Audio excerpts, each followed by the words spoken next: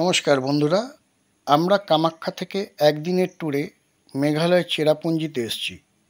দেখছেন নাহা কালিকার ওয়াটারফলস। এই ফলসটি নিয়ে খাসি প্রজাতির মধ্যে একটি গল্প আছে। একটি মেয়ের বিয়ে হয়েছিল, কিন্তু তার স্বামী ছিল কুঁড়ে, কোনো কাজকর্ম করতো না, শুধু ঘরে বসে নেশা করত। মেয়েটি বাইরে কাজকর্ম করে নিজের ও স্বামীর ভরণপোষণ চালাতো। তাদের একটি সন্তান হয়। একদিন মেয়েটি কাজের জন্য খুব ব্যস্ত ছিল।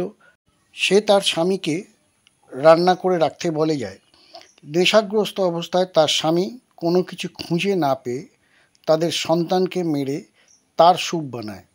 মেয়েটি কাজ থেকে ফিরে ক্ষুধার্ত অবস্থায় সেই স্যুপ খায়। প্লেট ও বাটি ধোবার সময় বাটিতে তাদের সন্তানের আঙুল দেখতে পান। মেয়েটি বুঝে যায় ব্যাপারটা কী হয়েছে।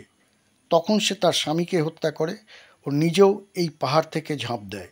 ঠিক যেই স্থান থেকে মেয়েটি ঝাঁপ দিয়েছিল সেই স্থান থেকেই এই ফলসটির উৎপত্তি ও ফলসটি নিচে খাদে পড়তে থাকে। চেরাপুঞ্জিতে সবথেকে বেশি বৃষ্টিপাত হয়। পৃথিবীর সবথেকে স্যাঁতস্যাঁতে জায়গা এই চেরাপুঞ্জি। দেখছেন আকাশ মেঘলা, কীরকম ক্লাউড হয়ে রয়েছে। আমরা এসে পৌঁছানো মাত্রই এক পশলা বৃষ্টি হয়ে গেছে। কিভাবে আসবেন?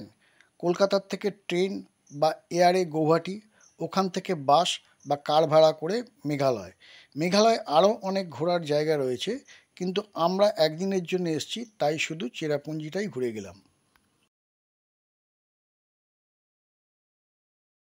ভিডিওটি ভালো লাগলে একটি লাইক, শেয়ার ও সাবস্ক্রাইব করবেন।